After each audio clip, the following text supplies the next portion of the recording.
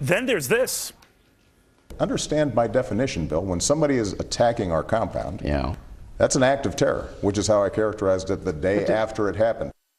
Well, the president's sticking to his guns and telling Bill O'Reilly he called the Benghazi attack an act of terror right from the start. But is an act of terror really the same as a terrorist act? You heard what the president told Bill yesterday. Here's what he said to the nation back then. No acts of terror will ever shake the resolve of this great nation. All right, that was the day after the attack. But do those two statements mean the same thing? South Carolina Republican Senator Lindsey Graham says no, they do not even close. So, Senator, you're arguing the president's trying to have it both ways, that he immediately seized on this as a terrorist act when, in fact, he did not. No, I'm telling the public the president misled the nation about what happened in Benghazi. Last year, he got the Lie of the Year award for saying if you like your health care, you could keep it.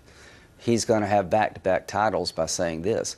How do you reconcile what Susan Rice told the nation on 16 September, the spokesman for the administration, when she said there was no terrorist attack, no al-Qaeda involvement? This was a protest caused by video, and she told the nation there was no terrorist attack, no al-Qaeda involvement, when in fact there was, and the president himself started talking about a protest caused by video, because if the truth had been known 7 weeks before an election, that it was an al-Qaeda-inspired terrorist attack you could see coming for a long time, his re-election was at risk. No, they manipulated the facts to get re-elected. And the reason Benghazi doesn't go away, it's not a Fox News story, you know, it's not a Republican story, it's an American story, and people want to know more because 4 dead Americans. You know, a lot of people go back and forth, Senator, on what the president knew and when he knew it, what he said and how he meant it. Whether it's semantics, whether it's just being deliberately deceitful. We do know this, that the day after this incident, he was off to Las Vegas for a political fundraiser. Now, politicians go to fundraisers all the time, but if memory serves me right, it was Mitt Romney who was criticized for commenting on this in a plane off to a campaign event, and no one noticed the oddity of the president disparaging that in a plane off to a fundraising event.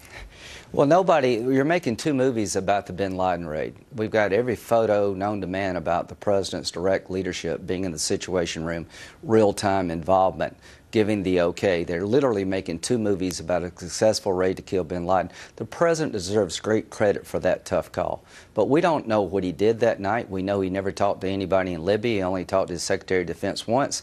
And General Ham told the Secretary of Defense, this is a terrorist attack. The Secretary of Defense told the president it was a terrorist attack.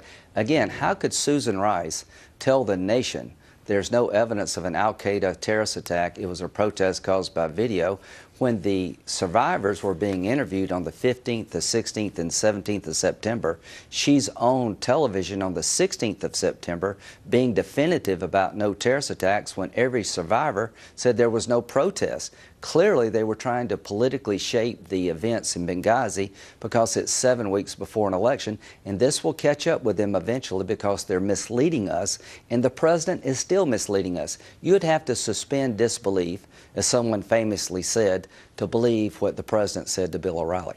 All right, now let's talk about Hillary Clinton, who has since said that it is her biggest regret, the Benghazi incident, and I'm wondering if it will also come back to be her biggest potential embarrassment in 2016. Well, one, I'm glad she's regretful, but being regretful is no substitute for accountability.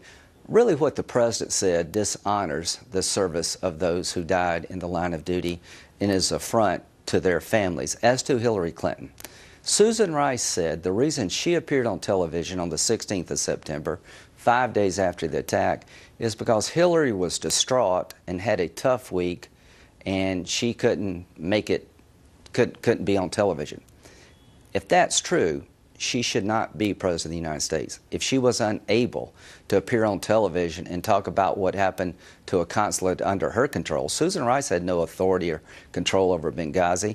If that's true, if Susan Rice is telling the American people the truth, Hillary Clinton should never think about running for president because she's not qualified. Well, the bottom line was the administration put Susan Rice out there. They didn't put Hillary Clinton out there. Well, right, but Susan Rice is given an excuse for her being there, saying that our Secretary of State just couldn't, you know, she couldn't do it. Well, if that's true, then she shouldn't be president. But if Susan Rice is lying about that, then why? All good points. Senator, thank you very, very much. Now to